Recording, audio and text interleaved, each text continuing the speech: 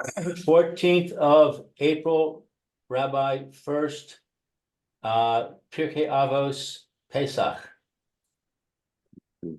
Thank you. As you mentioned, this is Rabbi Shlomo Fertin, Shiva Samanaki, Yerushalayim here in Zoom. Currently learning Haggadah of Pesach.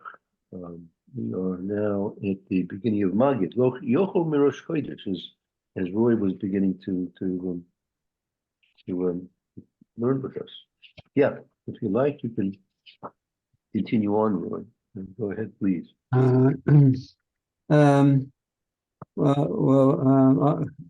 don't think I was with you last time, was I?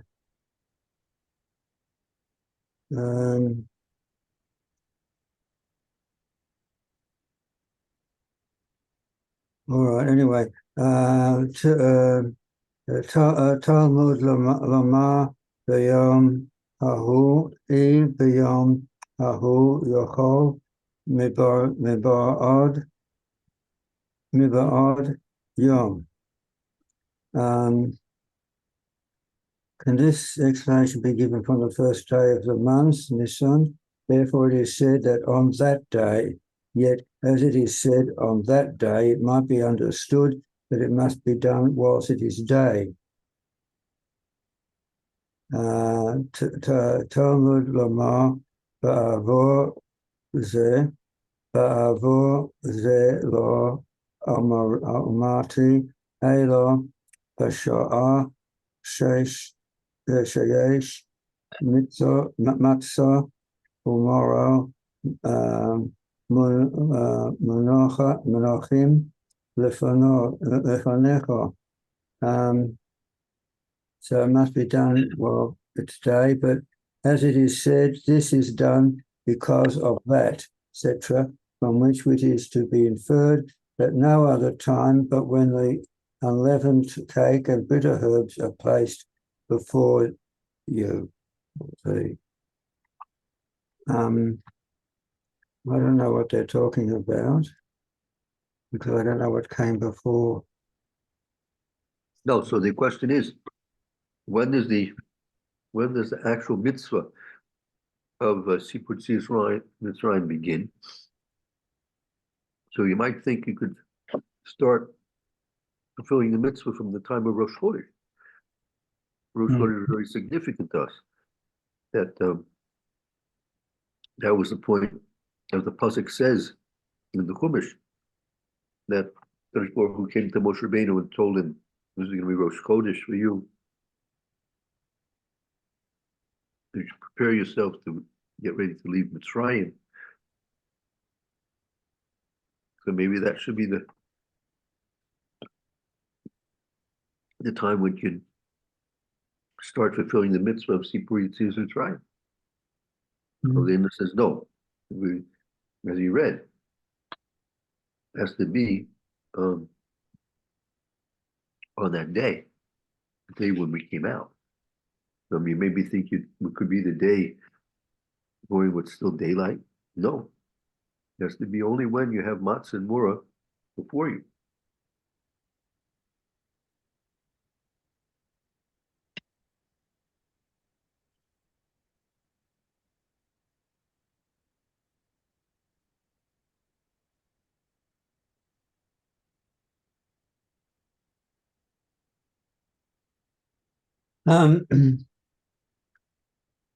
It helps you a little bit. That's the background to what we're talking about here. So we're talking about when, from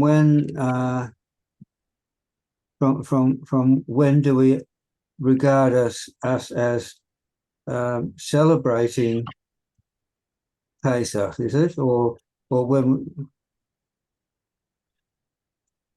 Well, when we say Mariv, wouldn't that be the time that we recognize Pesach, and therefore we are by default celebrating it? But when the Seder comes, it's the actual expression of the celebration of Pesach. Well, Um, that's the fulfillment of the mitzvahs, correct? yeah. All right. So what now? Oh, so you have to wait to do the mitzvahs. And that means that the Sipur Yitzias Mitzrayim, which is also one of the mitzvahs, it's dependent upon the having the other mitzvahs there along with you. The mitzvahs of Matzah and Mora. Those things are essential to the Sipur Yitzias Mitzrayim. The mitzvahs of what did you say? No. The Magi, what is Yeah. when you're sitting along at the table Mm. at the Pesach, what are we doing at that point? We're talking about the Pesach episode, the times that we include as being part of the Pesach story. Right, so that in and of itself is a separate mitzvah. Mm. Apart from the eating of the matzahs, part of eating the moror, that telling the story is a separate mitzvah in and of itself. Uh-huh.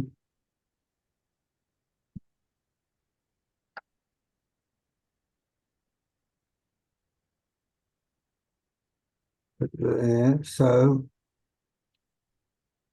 But that mitzvah of telling the story is dependent on the other mitzvahs of matzah and moror, or mhm. kossos, wine. Mhm. You're interdependent.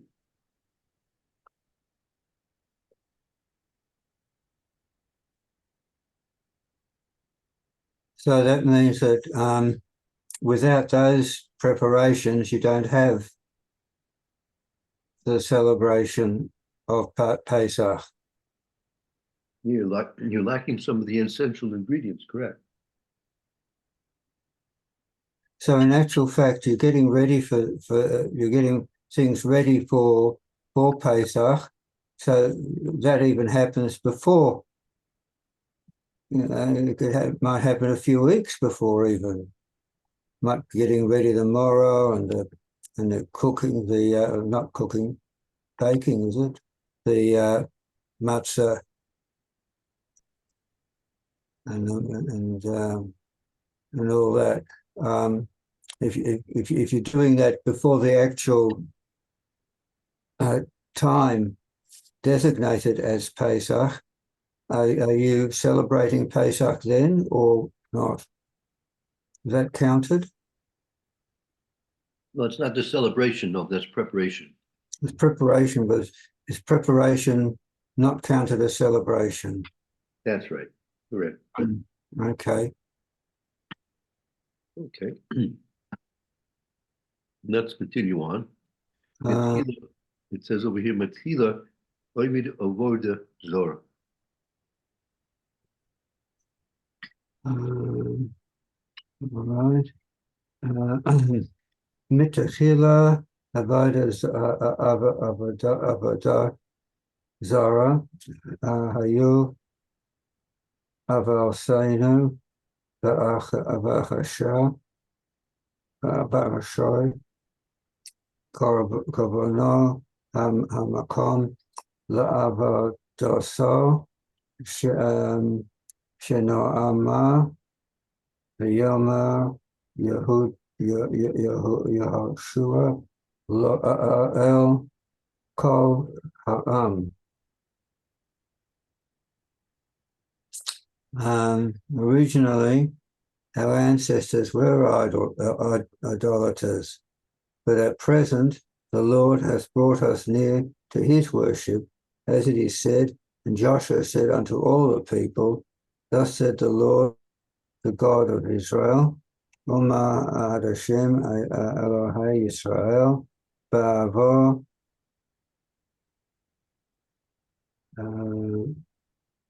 Ba'aver, Hanoha, Yoshavu, Avel Seichon, Na'alon, Tarach, Avi, Abraham, Avi, Nocha. And so Joshua said unto all the people, thus said the Lord our God, the God of Israel, your ancestors dwelt on the side of the river in the old time, that even Terah, the father of Abraham and the father of Nahor, had and served other gods. Well, so this is very important. I mean, we have to try and think about this. How do we integrate this statement that at the beginning we were idol worshippers? How do we what? How do we integrate this statement into our Pesach Seder? What, I mean, a lot of times you just rush through this part and ignore it, right?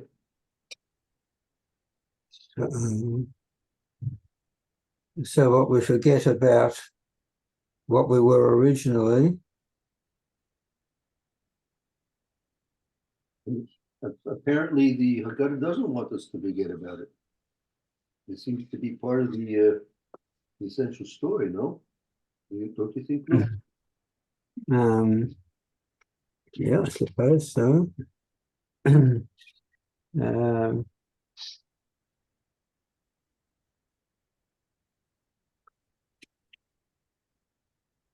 yeah, I think we sort of tend to center on the on being slaves in Egypt and being rescued, the 10 plagues and being rescued. We don't tend to worry about or see or remember, and even when we read through here, that originally our ancestors were idolaters. Right. It seems to be some kind of significance that we have to place on that point. What could there possibly be? First of all, I would say it's important to help us realize the great kindness of HaKadosh Baruch Hu. That wasn't that we were such outstanding people at the very beginning. We were, in fact, probably maybe no better than anybody else. Mm-hmm. If you think about that we maybe were no better than anybody else, and in spite of that fact, Hashem took interest in us. That's a very big thing to try and emphasize. No, don't you think so, Lou? Absolutely.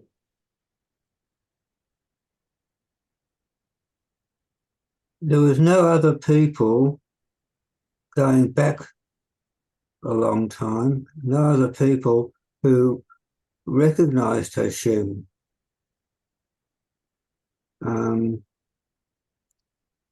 We had the or our ancestors, our Avot.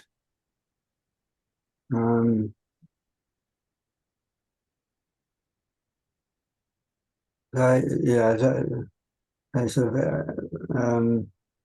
they recognized Hashem, and consequently, we understood that there was an Hashem. I don't think, come to think of it, I don't think we thought of ourselves as a nation. Might have thought of ourselves as a group of people, of a few 100,000 people, but not as a nation. I don't know. Not until Hashem brought us together. Well, that took several generations. That didn't happen overnight. Well, it happened. I would have thought it happened with the episode of the crossing of the Red Sea, of the Sea of Reeds, because that sort of welded the people together in the way that made them into a nation. So that may have been a few generations with regards to being slaves in Egypt, but after that, regardless of what happened, we I think still regard ourselves as being a nation.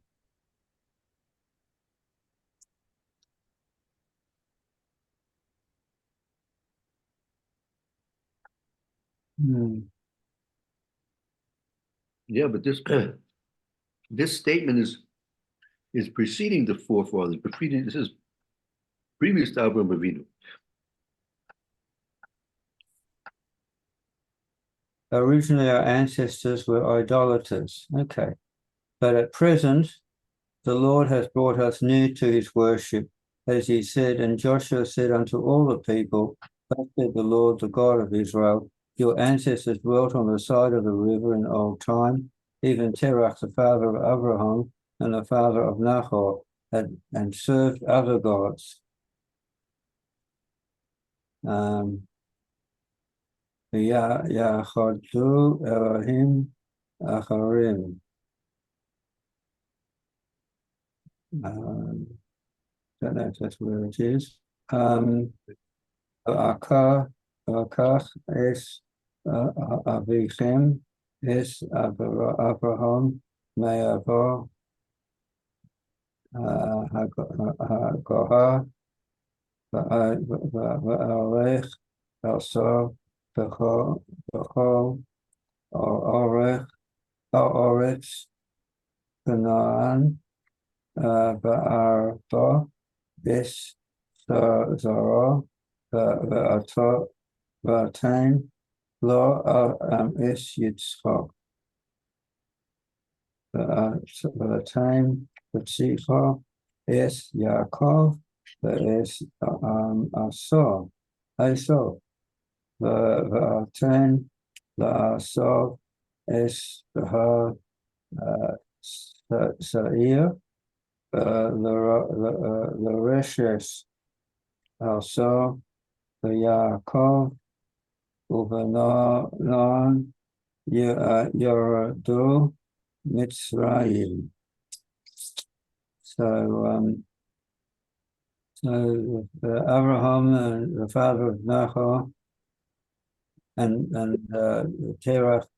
All right, they served other gods, and I took your father Abraham from the other side of the river and let him go throughout all the land of Canaan and multiplied his seed and gave him Yitzhak, and I gave unto Yitzhak Yaakov and Esau, and gave unto Esau Mount Seir to inherit. But Jacob and his children went down to Egypt. Oh.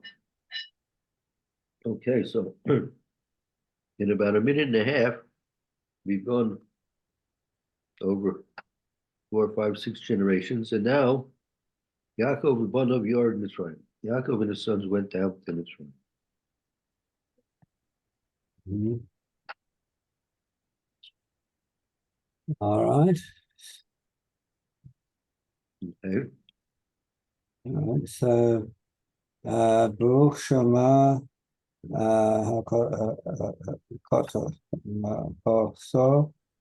LeYisrael. Blessed be he who strictly observed his promise unto Israel.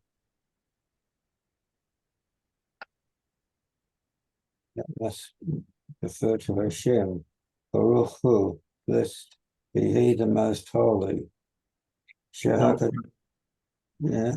Who's the Yisrael we're talking about here?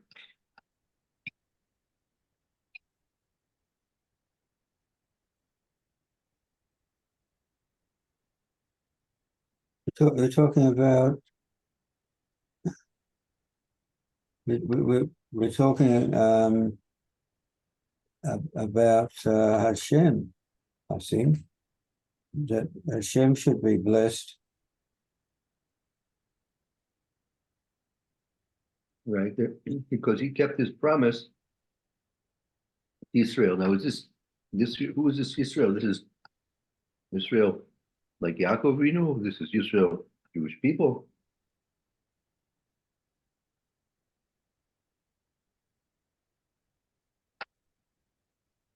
Um,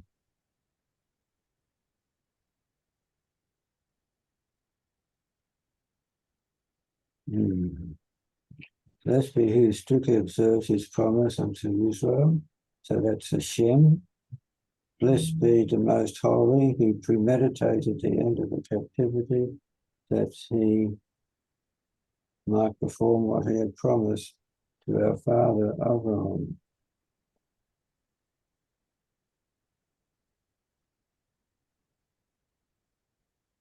You Haggadah say who this Israel is supposed to be? Is what? Who is this Israel supposed to be? Who's this Israel? Uh,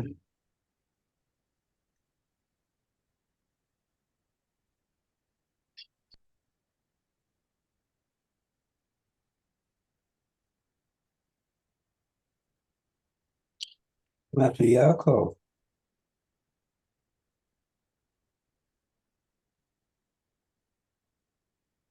Oh, so this is going to be a promise that Hashem made to Yaakov Avinu. Is that right?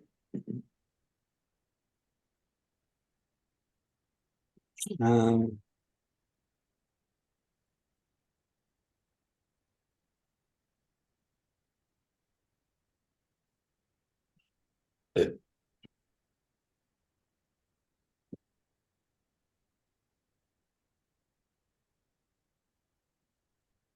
Seems so.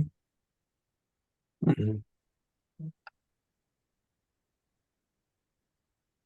in fact, was there there was a promise that was made to Yaakov Avinu, correct?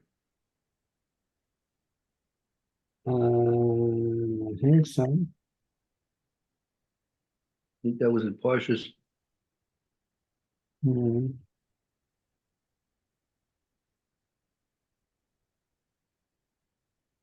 Parshas V'yigash. That we Parshas V'yigash. You have a chumash there in by chumash Bereshis. No, sorry. No.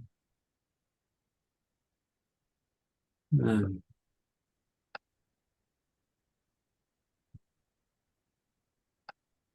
No chumash Bereshis. Okay. Maybe let's see what time is it now. It's 10 after 10. Okay, maybe let's stop here because we want to look at that Haftacha, the Haftacha that Hashem made to if this Israel. Again, it's a question. Baruch Shomer Haftacha So the Israel. Now, who's the Israel we're referring to? So, Roy, you wanted to say it's Yaakov Avinu,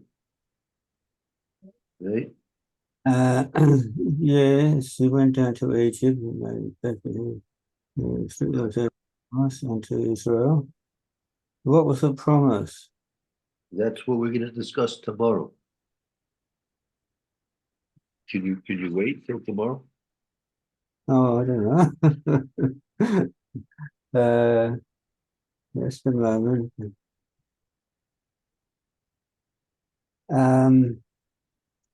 I'm just here. There's a little clue. Yeah.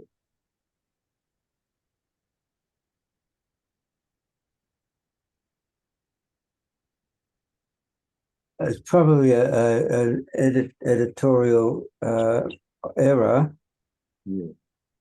but it says, "Blessed be he who strictly observed his promise unto Israel." So now, blessed and he, oh, I see, capital letter, and who strictly should be capital W, but it isn't, and his should be a capital H, but it isn't.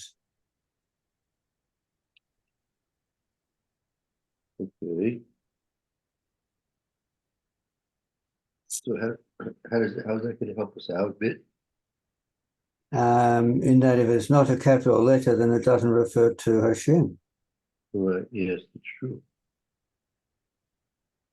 So I don't know whether it's a mistake or it's something that's been overlooked, or if it's deliberate, meaning that we're saying blessed be Hashem, and it's rather than a comma, it may be a full stop. Who strictly observes his promise unto Israel, blessed be the most holy, who premeditated the sin. Oh, I don't know. Well, it seems to be pretty clear, no? No. No? Since you asked a question, Mm. be clear. You shouldn't have asked a question. This is most definitely speaking about a promise of Taka that Hashem made. Question is that to Yisrael. So Yisrael has different connotations. It can refer to the general Jewish population, right, the Jewish nation, or it can refer to the Yaakov Avinu's other name, as he was known as Yisrael. Okay, question. In that case, then Hashem gave him his name before. Yes, that's Because right. given. That's right. The name was changed long before this, right? Correct. So his name change happened a little while back. Yes.